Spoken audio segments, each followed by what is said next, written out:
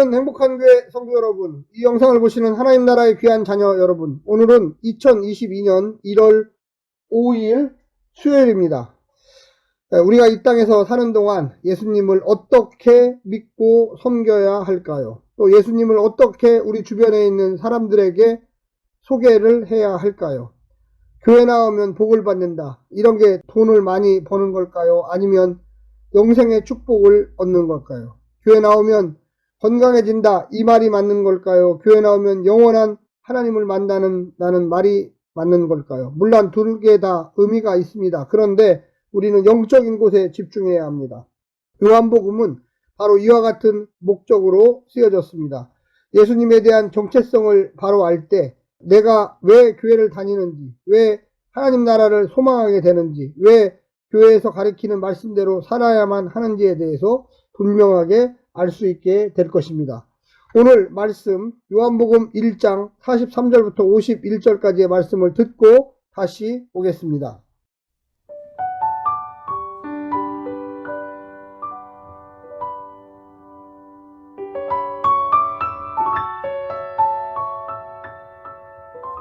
이튿날 예수께서 갈릴리로 나아가려 하시다가 빌립을 만나 이르시되 나를 따르라 하시니 빌립은 안드레와 베드로와 한 동네 벳세다 사람이라.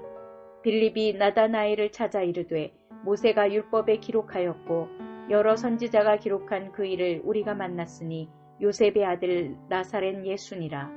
나다나엘이 이르되 나사렛에서 무슨 선한 것이 날 수 있느냐? 빌립이 이르되 와서 보라 하니라. 예수께서 나다나엘이 자기에게 오는 것을 보시고 그를 가르켜 이르시되 보라, 이는 참으로 이스라엘 사람이라. 그 속에 간사한 것이 없도다. 나다나엘이 이르되 어떻게 나를 아시나이까? 예수께서 대답하여 이르시되 빌립이 너를 부르기 전에 내가 무화과 나무 아래에 있을 때에 보았노라. 나다나엘이 대답하되 랍비여, 당신은 하나님의 아들이시요 당신은 이스라엘의 임금이로소이다.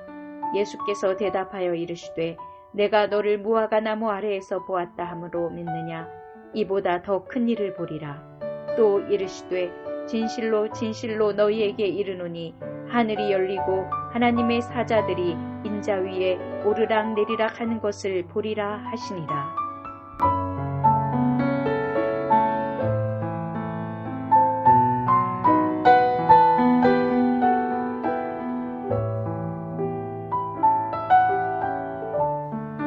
오늘 본문에서는 어제 본문과 같이 예수님의 제자들이 생겨나는 과정들을 설명하고 있습니다. 특별히 어제 본문에서는 이 안드레와 베드로를 이야기했다면 오늘 본문에서는 예수님과 빌립과의 관계를 우리가 살펴보고 또한 예수님과 나다니엘과의 관계를 한번 살펴보도록 하겠습니다. 어떻게 그들이 만나고 어떻게 예수님을 영생의 주로 고백하는지를 한번 찾아보겠습니다.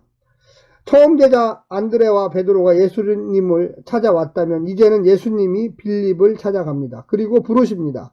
공생의 시작 후 메시아 전파의 속도가 매우 빠릅니다.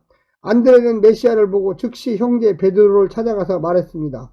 오늘 본문 빌립 역시도 메시아의 제자 초청을 받고 친구 나다니엘을 찾아가서 말했습니다. 그리고 나다니엘 역시도 예수님을 만나 그를 메시아로 고백하는 장면이 나옵니다. 복음은 혁명적으로 빠른 전파의 속도를 보입니다. 오늘날도 성서의 복음은 동일합니다. 성서의 혁명적 복음은 능력이 있고 빠른 속도로 전파되게 되어 있습니다. 오늘 본문 46절에 보면 나다니엘이 이르되 나사렛에서 무슨 선한 것이 날 수 있느냐? 빌립이 와서 이르되 와서 보라 하니라. 다시 하겠습니다. 46절에 보면 나다니엘이 이르되 나사렛에서 무슨 선한 것이 날 수 있느냐? 빌립이 이르되 와서 보라 하니라. 오늘 본문을 보게 되면 이 나다니엘은 나사렛이라는 동네 자체를 아주 형편없는 동네로 취급하고 있습니다. 44절에 보니까 빌립은 안드레와 베드레와 한 동네 벳세다 사람이라. 이 벳세다라는 지역은 나사렛과 좀 떨어져 있고요. 갈릴리 왼쪽에 있습니다. 갈릴리 바다 위쪽에 위치해 있는 지역입니다. 한마디로 얘기하면 구약 성경에서는 나사렛이라는 동네 자체가 중요한 지역이 아니었습니다. 당연히 신학적인 중요성도 없었습니다. 그곳에서 과연 메시아가 날 수가 있어? 라는 회의적인 반응을 이야기하고 있는 것입니다. 오늘날도 역시 마찬가지입니다. 교회 안에서도, 현대교회 안에서도 지역 중심, 학벌 중심, 혈연 중심. 예수님은 그런데 그 나사렛이라는 동네에서 태어나고 또 자라셨습니다. 물론 베들레헴에서 태어나셨지만 사실은 나사렛이라는 동네에서 거의 어린 시절을 다 보낸 고향과도 같은 지역이었습니다. 우리 교회 안에서 벌어지고 있는 학벌 중심, 지역 중심, 혈연 중심 이런 것이 아무런 신앙에 도움이 되지 않습니다. 우리는 예수 가족으로 뭉쳐야 합니다. 예수님의 놀라운 은혜를 사모해야만 하겠습니다. 그래서 모든 지역을 타파하고 모든 학벌을 타파하고 오직 하나님 나라 중심으로 성서 중심으로 모이는 교회가 돼야만 하는 것입니다. 주요 1세기 예수는 길거리에 있었습니다. 예수님의 첫 사역은 갈릴리 나사렛에서 시작되었습니다. 그래서 이곳이 바로 중심지입니다. 이 나다니엘 역시도 벳세다라는 지역, 또 나사렛이라는 그 지역이 과연 그렇게 중요한 지역인가 회의감을 느꼈습니다. 그러나 친구였던 빌립이 와서 보라고 했을 때 그는 선뜻 예수님께 나아갔습니다.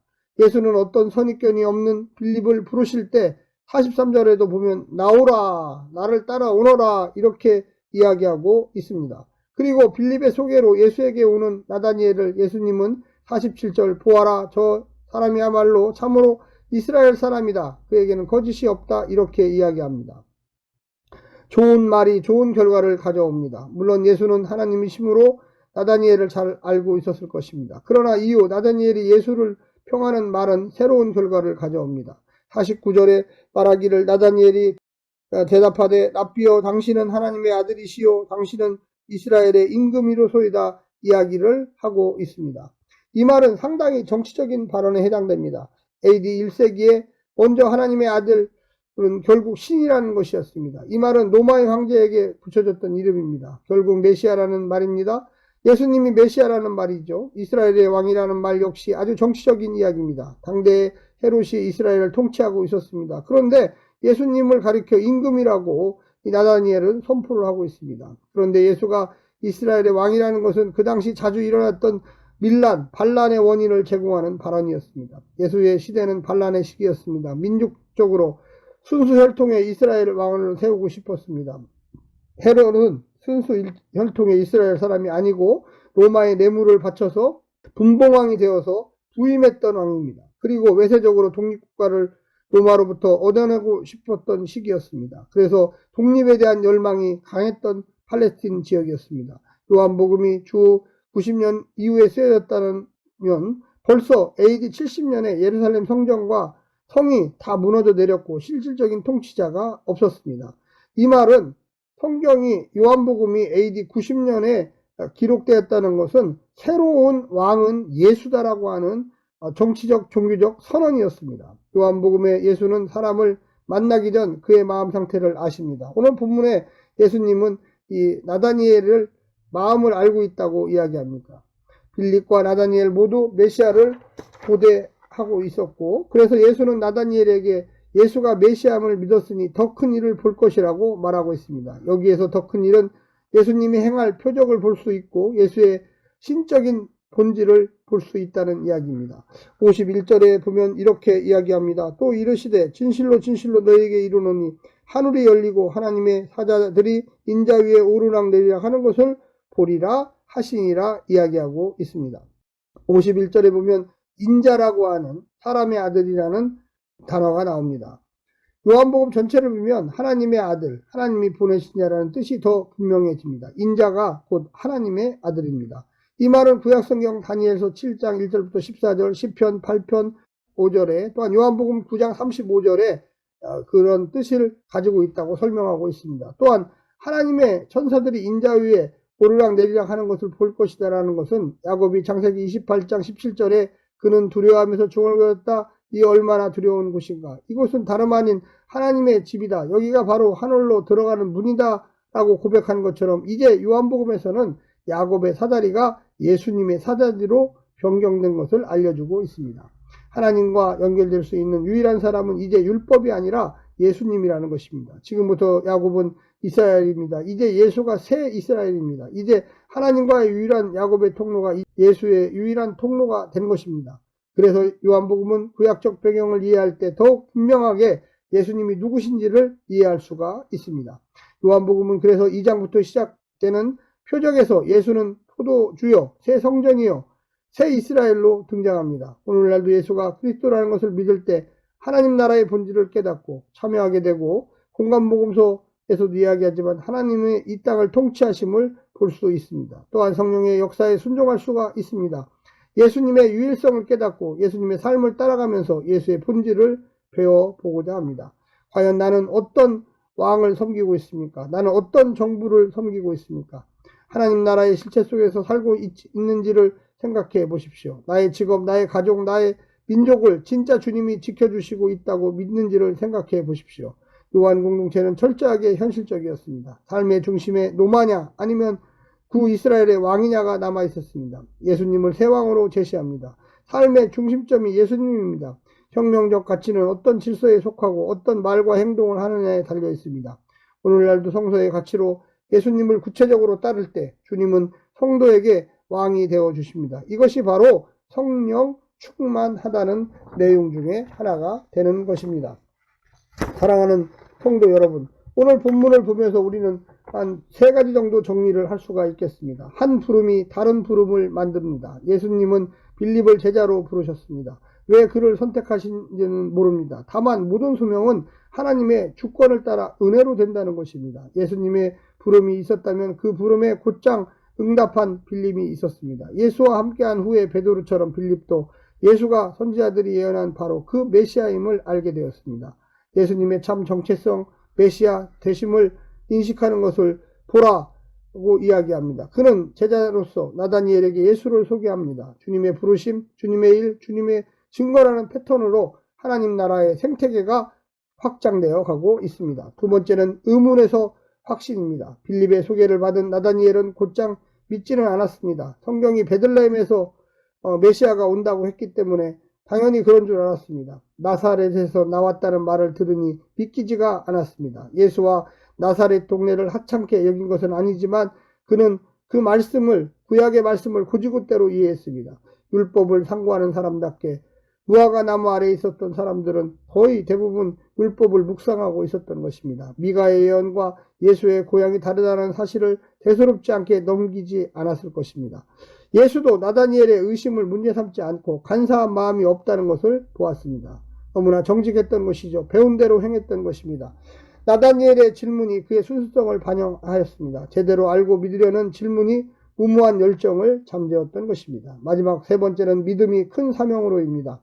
예수가 나다니엘에게 그가 무화과 나무 아래에 있을 때 보았다고 하시자 나다니엘은 즉시 예수를 하나님의 아들과 이스라엘의 임금으로 고백합니다.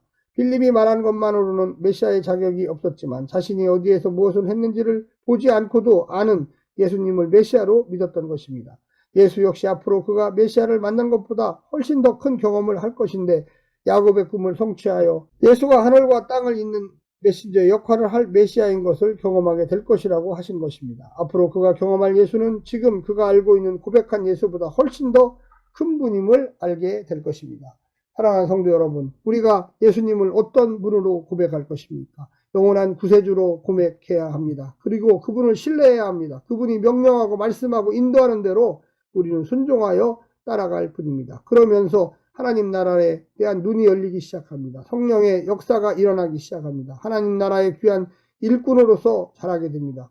오늘 하루도 승리하십시오. 샬롬.